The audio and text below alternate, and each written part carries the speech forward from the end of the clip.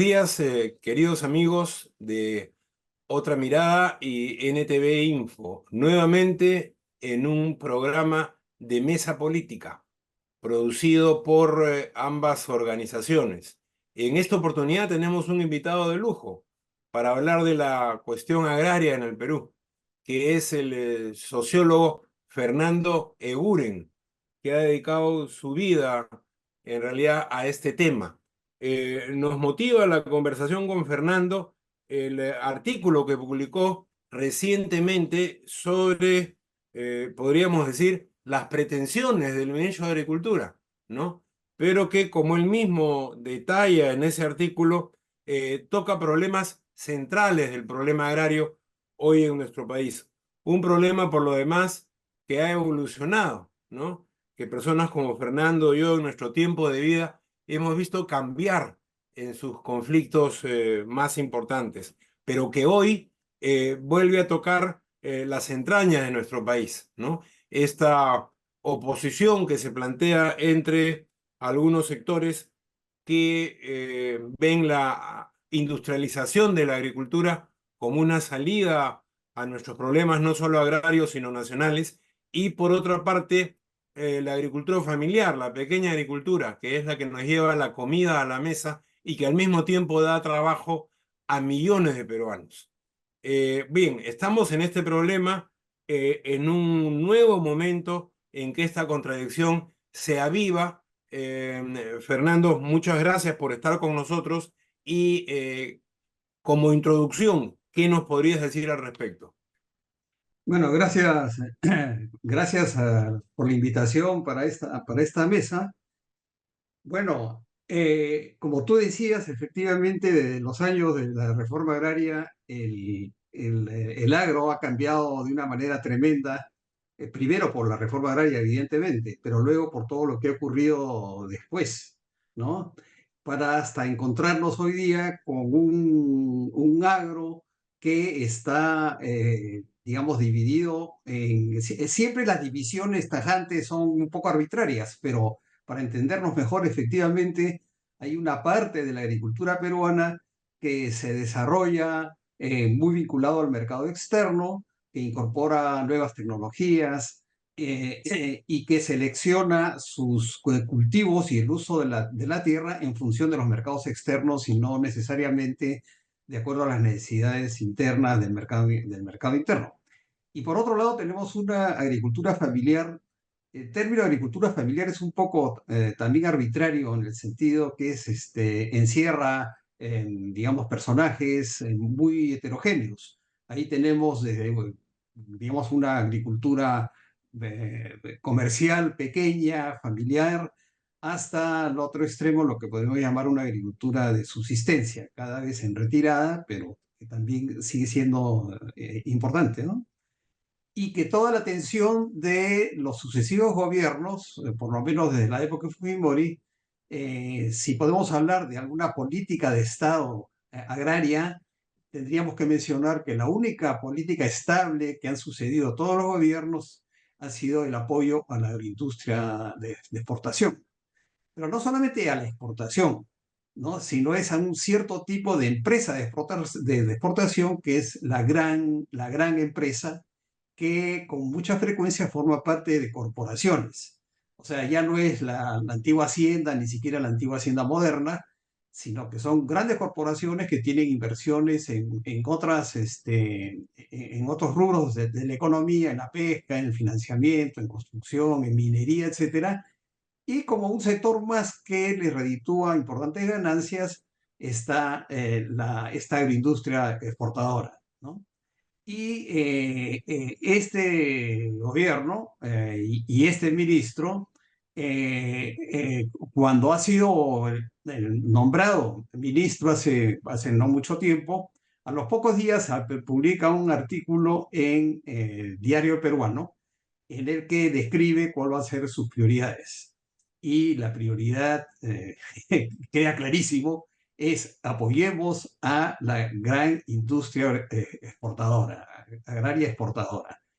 y lo que hagamos respecto de la agricultura familiar será en función de la ampliación de esta industria exportadora, bajo la forma, no está dicho explícitamente, pero se entiende por el contenido del artículo, por la expansión de lo que es la agricultura de contrato. Es decir, gran empresa hace contratos con pequeños proveedores, pequeños agricultores, etcétera, y que abastecen a la gran empresa, que a su vez es la que ya exporta directamente, ¿no?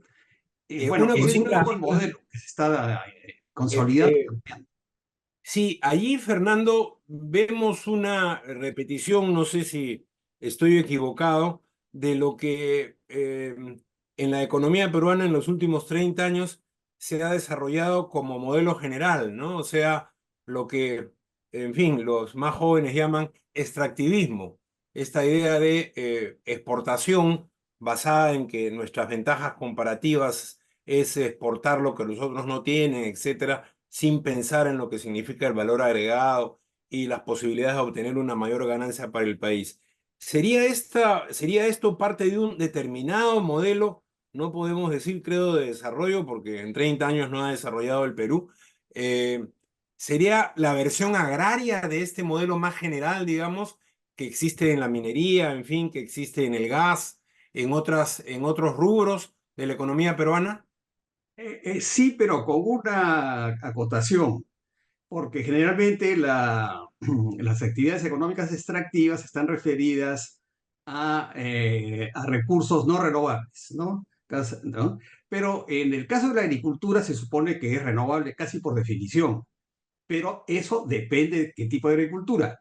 Entonces, si tenemos una agricultura que paulatinamente en los medianos y largos plazos lo que hacen es deteriorar los recursos naturales sobre los cuales se asienta, es decir, por ejemplo, los suelos, contaminación de las aguas, salinización de los mismos suelos, etcétera, entonces podemos hablar de una actividad agraria que no es sostenible, ¿no? Que es una actividad agraria que, digamos, va explotando los recursos naturales que requiere y los va cada vez más haciendo dependientes de insumos, que es el caso típico, digamos, de la urea, ¿no? Las necesidades de nitrógeno. Es decir, a medida que se va utilizando más urea en los suelos, en su proceso natural de regeneración, va perdiendo esa capacidad de proporcionar el nitrógeno y entonces los suelos cada vez necesitan más urea. Y o sea, se va artificializando totalmente la agricultura y además la urea con otros abonos nitrogenados liberan nitrógeno que termina contaminando la atmósfera y también el agua y los suelos, ¿no?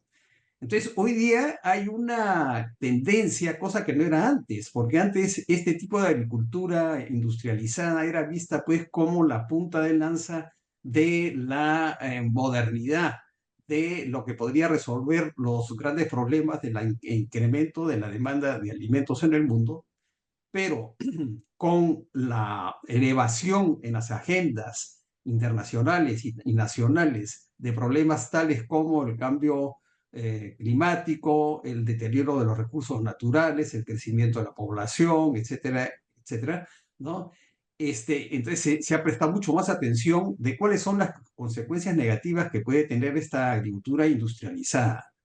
Y entre otras, y casi principalmente, tenemos el deterioro ambiental. Justamente en ese artículo que tú has mencionado, que va a salir publicado en la revista agraria del CEPES, el Programa Nacional de Naciones Unidas sobre el Medio Ambiente establece casi un decálogo de cuáles son los inconvenientes de esta agricultura industrializada, ¿no? Y comenzando por los inmensos, digamos, impactos negativos que tiene en los recursos naturales. Acá Una, cerca de casa, pero cerca de casa tenemos al sur, en el bello Valle de Ica, el caso, digamos, de la napa freática, es decir, del nivel de las aguas subterráneas, que cada vez está bajando porque se usa más para la industria exportadora, se utiliza más agua eh, para los cultivos que el agua que reabastece, digamos, estos yacimientos subterráneos de agua, ¿no? Y entonces se va Ahí, bajando y se va empobreciendo.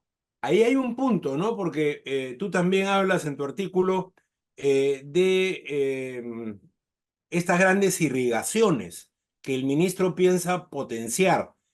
Si nosotros vemos los grandes proyectos de irrigación, no sé si me equivoco, creo que no, pero han sido hechos básicamente con financiamiento público, ¿no?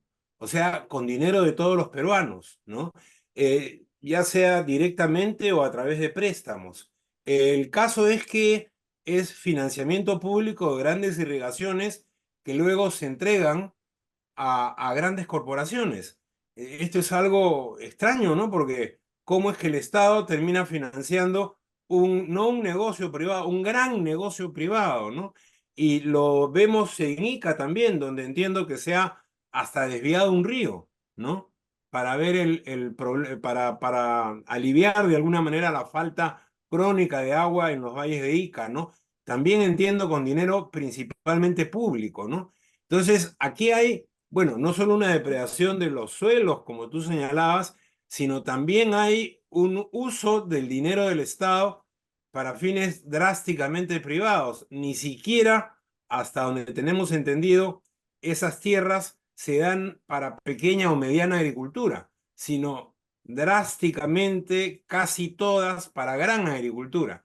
¿Qué tendrías que decir sobre eso? Sí, bueno, creo que es más grave aún porque según la Constitución, los recursos naturales son de la nación, no son del Estado, son de la nación. Y el Estado tiene sí digamos, la exclusiva de determinar qué es lo que va a hacer con esos recursos, ¿no?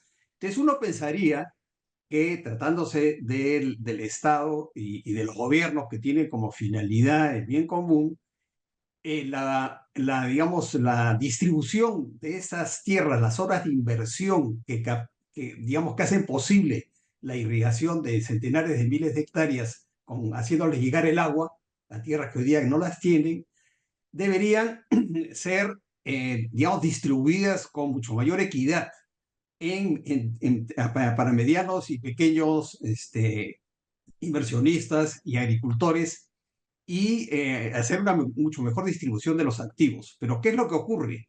Ocurre que en los términos, que son decisiones políticas exclusivamente, en los términos, en las normas que establecen de qué manera se van a subastar las tierras, ocurre que se define que el área mínima, ese es el caso de Olmos, por ejemplo, el área mínima, el módulo mínimo de tamaño en venta son 200.000 hectáreas Ah, acumulables.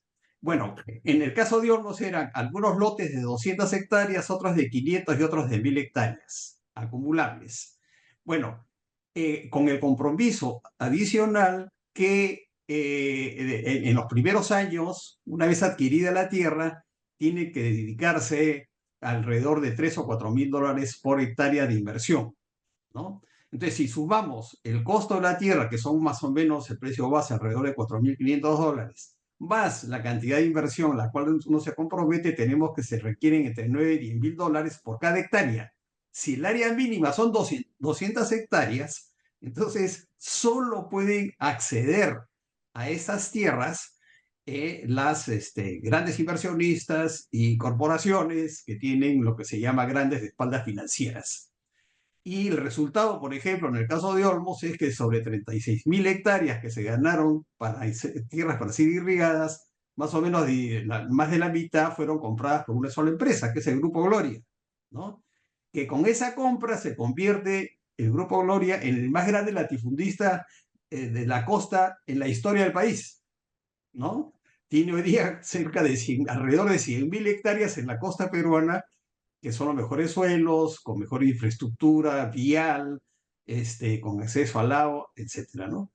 Y lo otro que es tremendo es que nadie se conmociona por digamos, estas tendencias a la concentración de las tierras, sobre todo en la costa. Nadie se conmociona en el país. Antes el tema de la tierra pues era el gran tema agrario. La reforma agraria, que ya cumple 55 años de haber sido aplicada, tenía como objetivo precisamente hacer una distribución más democrática, más equitativa de los suelos. ¿Y qué ha ocurrido? Que desde la década del 90 lo que ha habido es una progresiva concentración de los suelos, de la propiedad de la tierra y por lo tanto del acceso al agua, y actualmente tenemos más de la tercera parte caminando hacia una concentración mayor de todas las tierras de la costa que están en unidades agropecuarias de 1.000 hectáreas. 1.000 hectáreas es muy grande. Antes, acordémonos que la reforma agraria consideraba haciendas prácticamente las que tenían 150 hectáreas para arriba. Estamos hablando ahora de 1.000 hectáreas, estamos hablando de propiedades de 20.000 hectáreas, de 30.000 hectáreas, en el caso de Gloria de 100.000 hectáreas. Inaudito. El más grande propietario de tierras en Estados Unidos tiene alrededor de 100.000 hectáreas y Estados Unidos tiene N veces más tierras agrícolas que en el Perú. Entonces, no Un- llama la atención a nadie. Y permíteme una cosa, ¿por qué? Porque ha sido muy eficaz toda esta narrativa alrededor de la agroexportación, en la que muestra indicadores sin duda que son impresionantes, y eso no lo niego. Por ejemplo, el incremento del valor de las exportaciones, ¿no? Ahora estamos en alrededor de 10.000 millones de dólares en exportaciones de productos alimenticios hacia más de 50 países. Este argumento de que se crean centenares de miles de empleos, es cierto que se crean centenares de miles de empleos. Este argumento de que, fíjese, estas eran tierras desérticas, ahora es un vergel, no sé, usted ha cultivado, es muy impresionante todo eso realmente. Entonces, las personas que no están tan informadas dicen, ¿y por qué este señor se está oponiendo a todo esto? El problema es que hay alternativas que son mucho más democráticas, que pueden ser tan eficientes, que pueden crear más empleo y que van a utilizar mejor los recursos públicos a esta que está apoyándose de hace 3 décadas, ¿no? Me preocupan dos cosas para ir cerrando, ¿no? La primera es esta relación que tú señalas de esta concentración, de este nuevo latifundismo en realidad desconocido en el Perú de los últimos 20, 30 años, eh, con la democracia, ¿no? Todos los grandes teóricos de la democracia han dicho que uno de los bloqueos más importantes para desarrollar la democracia en un país, democracia burguesa, representativa, no estamos hablando de ninguna otra, era la gran concentración territorial en la agricultura, ¿no? Esto lo dicen todos los sociólogos, antropólogos, historiadores, politólogos, es general, ¿no? Pero parece que esto no solo tiene referencia a la antigua agricultura gamonal de hacienda, ¿no? Sino podría tener en una dimensión incluso mayor un impacto con esta nueva agricultura, ¿no? Que no solo está controlando tierra cultivable, está controlando territorio, porque quien controla 100.000 hectáreas está controlando territorio, o sea, sus variables es imposible que ya no sean políticas también, ¿no? Entonces, esa es una primera preocupación, aparte del, digamos, monopolio de los recursos, etcétera, ¿no? Y una segunda ligada a la primera, por supuesto, que la tocaste al inicio, es la relación con la alimentación. Yo me acuerdo que, en fin, 40 años atrás el Ministerio de Agricultura se llamaba Agricultura y Alimentación, ¿no? Ahora se llama Agricultura y Riego, ¿no? Todos son recursos, pero ¿para qué, digamos, el género humano se dedica a la actividad agrícola? Se dedica a la actividad agrícola para proveerse de alimentos, ¿no es cierto? Primariamente.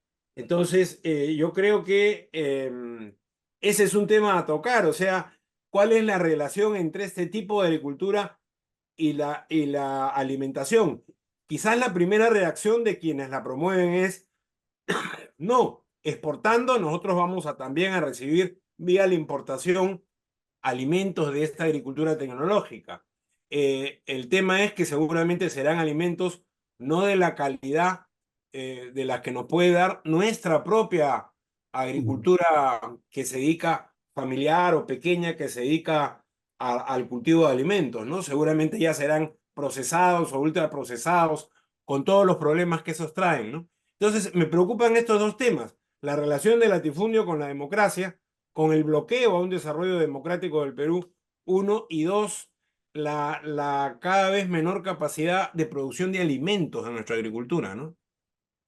Sí, atendiendo a lo primero sobre la democracia, efectivamente, en cualquier valle, cualquier distrito rural, cuando se asienta un actor inmensamente poderoso, absorbe influencia política y capacidad política que ejerce sobre, por ejemplo, los municipios distritales, aún los municipios provinciales e incluso los gobiernos regionales. Entonces, digamos, lo que se había ganado en términos de democratización de la sociedad rural con la reforma agraria se va perdiendo en los ámbitos en donde aparece un inmenso actor con características diferentes a la hacienda, obviamente. La hacienda ni siquiera está Claro. ahí, el propietario no está ahí, está el gerente, etcétera. Pero ejerce pues un dominio e influencia no solamente sobre los poderes locales, sino sobre los mercados locales, etcétera, ¿no? Se convierte en el rey de la zona, ¿no? Eso es un tipo de externalidad negativa política que no entra nunca en las conversaciones ni las discusiones, Así es, etcétera, así ¿no? es. Pero además, por supuesto, adquiere un inmenso poder porque esta suma de, digamos, de dueños, de propietarios de estas agroindustrias y sobre estas tierras y sobre esa cantidad de agua que es utilizada, definen el destino de uno de los recursos fundamentales, lo has mencionado tú, para la alimentación. El problema alimentario hoy día, no solamente en el Perú y en el mundo, ha adquirido una notoriedad y una gravedad que no tenía hace algunas pocas décadas, no solamente con la constatación de que en el mundo hay un proceso de deterioro de los recursos naturales, hay problemas con el agua, sino hay inmensos problemas geopolíticos que parece que se van a ir agravando y que van a estar con nosotros durante décadas y que van a estar distorsionando los mercados, digamos, internacionales, incluyendo, por supuesto, el mercado de los alimentos. Los alimentos es una herramienta también de conflictos geopolíticos, como lo estamos viendo hoy día en el caso de Ucrania y sobre todo en el caso de Israel Claro, Ucrania, con gran Gaza. exportador de granos, ¿no es cierto? Claro, bueno, eso por un lado, ¿no? Entonces, no es bueno para la democracia y sobre todo que paulatinamente, a medida que pasa el tiempo, va entrando más el capital extranjero también en esta industria que originalmente sobre todo eran con capitales nacionales. En lo que concierne al tema alimentario, están íntimamente ligados, por supuesto, ¿no? Para comenzar, ya lo mencioné, cada vez más tierras, de las tierras mejores, más cercanas, digamos, a los mercados, están siendo, digamos, destinadas a la producción de alimentos, es cierto, pero no para el mercado interno, sino para el mercado externo, ¿no? Y junto con los alimentos se va la exportación de agua. Ese es un trabajo sobre la huella del agua, las exportaciones que se está realizando, que están estudiando en diferentes países para ver cómo países que son pobres en agua exportan grandes cantidades de agua a través de productos, digamos, estos alimenticios, ¿no? Entonces, en el caso ya peruano es mucho más grave porque en el caso peruano no existe una política alimentaria, no existe ninguna política alimentaria. La última estrategia Eso es de... increíble, ¿no? Es increíble, la Para un estrategia de asunto seguridad tan grave. el año 21 o el año 21 o fines 22 acabó la estrategia que fue definida en el 2013 y el Estado peruano no tiene en este momento una estrategia de seguridad alimentaria ante la gravísima situación en el marco internacional, pero en el marco nacional sobre todo. Esta información que da, que fue publicada el año 2021, la FAO, de que más del 50% de la población peruana estaba en una situación de inseguridad alimentaria moderada o grave, es absolutamente escandalosa. Y cualquier gobierno más o menos sensible hubiese inmediatamente reaccionado para definir, digamos, una política alimentaria y toda una estructura institucional para poder soportarla. No tenemos eso, no existe. Más aún, te desafío, Nicolás, a que menciones cuándo ha hablado la presidenta de la República sobre el tema alimentario en el Perú y cuándo ha discutido, cuando ha habido debates en el Congreso de la República sobre este tema. No, No desaparece el existe. tema de los noventas en adelante, el tema desaparece o lo hacen desaparecer de la agenda pública, ¿no? Eso es clarísimo. Pero para ir terminando, Fernando, que el tiempo nos gana, tú que has estado no solo analizando estos problemas, sino también involucrado en la organización de movimientos para darle otra orientación a la cuestión agraria en el Perú. ¿Cómo ves, con tu experiencia, lo que se debe de hacer? ¿Cómo ves una acción mínima, una agenda mínima frente a este problema tan acuciante que atraviesa el Perú? Bueno, a ver, medidas de muy corto plazo para atender problemas de muy corto plazo, efectivamente, ¿no es cierto? No se toman, ¿no? El caso, por ejemplo, de las ollas comunes, que es una iniciativa que parte de la sociedad civil más afectada por estas carencias de alimentos. Lo mínimo que se puede hacer son como medidas de urgencia, apoyarlas, ¿no? Y no sabotearlas, que es lo que está ocurriendo actualmente, reduciendo digamos, los recursos fiscales que se han destinado a estas ollas en el pasado reciente, y tratando de vincular mucho mejor lo que son, digamos, la agricultura familiar con estos sectores empobrecidos de la población peruana. Pero el problema es que lo que estamos viviendo hoy día no solamente son resultados de situaciones coyunturales, sino son la acumulación de deficiencias del pasado. Y entonces pensar en salidas mucho más sólidas implica tiempo, implica tomar tiempo, ¿no? Entonces, una de las cosas de los giros, que desde mi punto de vista no va a poder resolverse el problema de la alimentación y la agricultura en Perú, es volver a priorizar, perdón, no volver, porque nunca ha sido prioritario, es priorizar la agricultura familiar. Ya existe desde el año 2015 una estrategia nacional de apoyo a la agricultura familiar. Ya existe la ley para esa estrategia, existe el reglamento, y la concreción de esa política es prácticamente inexistente. Entonces, hay instrumentos legales incluso O sea, que, ya no, existe. que ya existen, pero que no se cumplen, porque no es prioridad real de los políticos, que son los que al final de término, digamos, deciden si se aplican o no las normas que el propio Estado da. Entonces, eso es lo principal Y de que la se debería. política económica también, que se diseña incluso en estos momentos de crisis, ¿no? Porque rebajarle el presupuesto a las ollas comunes, algo criminal en este momento, es producto de la crisis económica inmediata, de la política económica inmediata, digamos, ¿no? Así Que es, dicen así que es es. reactivadora. Yo, ¿cómo, digamos, dejar de dar de comer, cómo puede ser reactivador, ¿no? Bueno, y para terminar, una cosa que también es parte del problema es digamos, el Ministerio de Agricultura nunca ha sido un ministerio fuerte. Siempre ha sido visto como una especie de ministerio menor dentro del gabinete, digamos, ¿no? Ajá. Lo cual es inexplicable, pero es así, ¿no? Bueno, pero se ha ido debilitando desde el gobierno de Castillo, prácticamente fue desmantelado.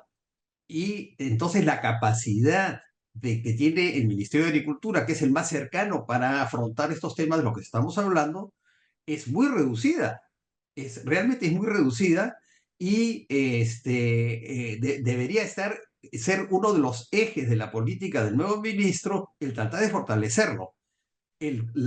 Por ejemplo, el fracaso en la compra de la uria fue algo bochornoso, que un ministerio no Bochornoso, pueda claro. comprar, fue bochornoso, e indica el grado de desmantelamiento al que ha alcanzado el Ministerio de Agricultura, que le hace poco capaz para poder enfrentar estos gravísimos desafíos que están ocurriendo en este momento y que perdurarán.